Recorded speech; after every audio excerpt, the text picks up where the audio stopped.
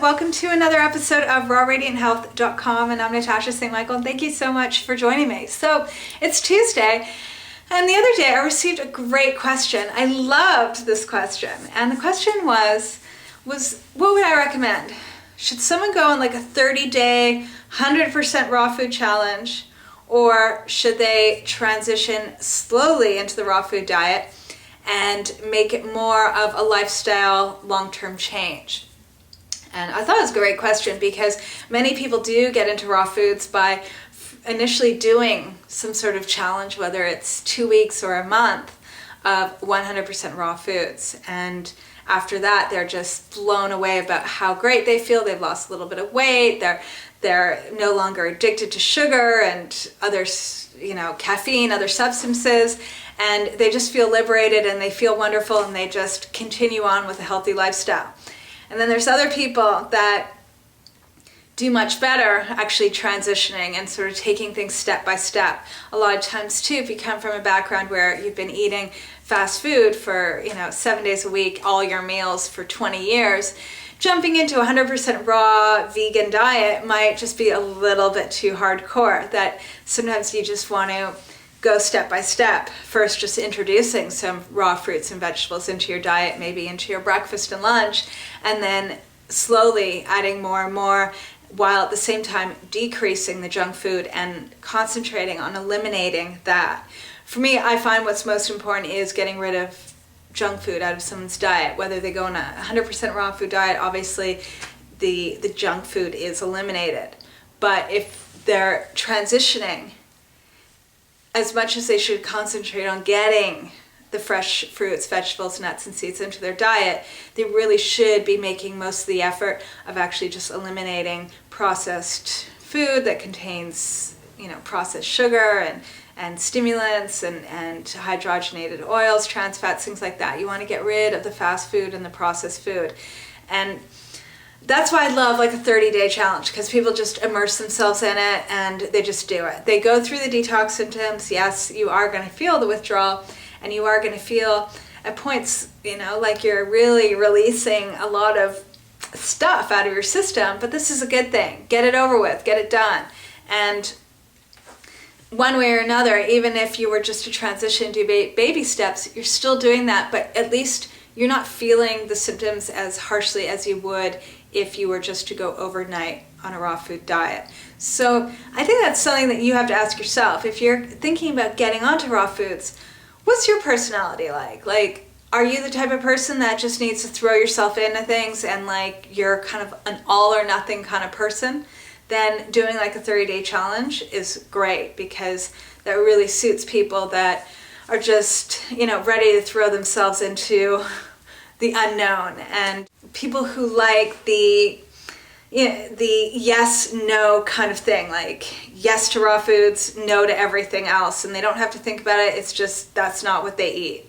Then there's people that are on the other side of things, that they like to sort of ease into things. They're not really these hardcore people. They just, they want their life to be pleasant and steady and good, and they don't want to experience major discomfort. Okay, and if you're one of those people that you kind of need to just ease into things and feel it out, my advice would definitely be to just transition and concentrate on eliminating the junk food, while at the same time adding in fresh fruits and vegetables, nuts and seeds, and slowly do it. Maybe for a few weeks you decide to have breakfast time, you're going to have a green juice or a green smoothie and some fruit.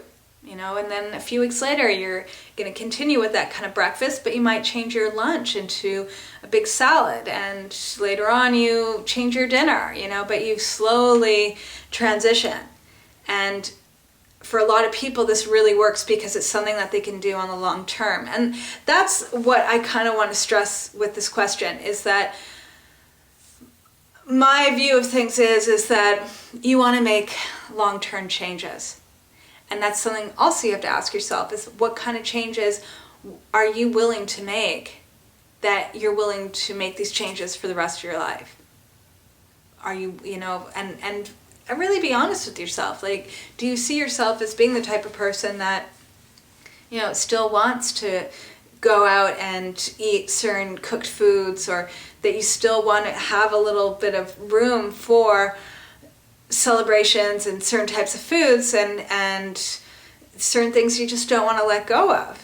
And that's all right, you know. And if that is you, then maybe I suggest doing the transition and having the goal is to having a daily goal of having as much raw foods in your diet as possible. And some days you have more raw than other days, but at least you have that goal and you always are very clear of that. And, you know, but if someone really wants to make changes, or they're open to seeing what the raw food diet will bring to them and what kind of benefits they're going to get, then I'd say get into doing a 30-day challenge. Just throw yourself into it and be open to seeing what will happen. You never know. You might feel better than you've ever felt in your entire life. That by the end of the raw 30 days, you're like, you know what, this is something I want to continue with. You know, or at the end of the 30 days, you might be like, this feels so good, but at the same time, I still want to have some of these foods, but I'll allow them once in a while or whatever, you know. But the main thing is whatever you do, like any diet out there, is that it should be looked at as something that you want to continue with forever. You want to sustain it, because the raw food diet is no different than any other diet. And I've seen this many, many times where someone gets on to raw foods, they feel great, they reverse their illnesses, they drop the weight, everything. And whether it's 100% raw food or a high raw food diet, they really make huge improvements. And then once they sort of reach that goal weight or reverse an illness, they go back to eating what they were eating before. And next thing you know, the illness comes back, the weight comes back, everything. And they're just kind of like, oh, what's going on? And that's when I have to say is that, you know, this happens with every diet, every lifestyle change, because with going on to raw foods, you're eliminating the food that has been causing the weight gain and that was causing, you know, contributing to the illness, all of that. So, you know, you eliminate it, then you're going to eliminate the illness and the imbalance in your body. And then the moment you bring that stuff back in, it's all going to come back. So this is something that you have to keep in mind, is that whatever changes you're going to do in your diet, you want to do forever. So you've got to enjoy it. You cannot deprive yourself. You cannot restrict yourself. You have to have fun with it. Because if you don't, you're not going to be able to last with it.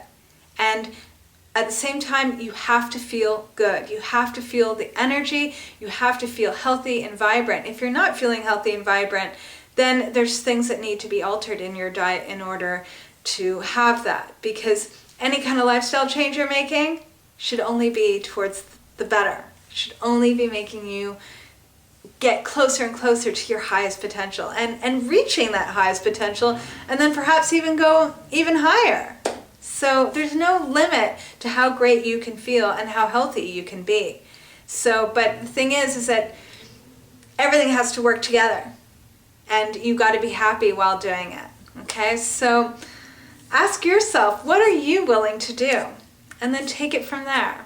Okay, so I wish you guys the most fabulous, fabulous day, and I'll see you tomorrow. Bye.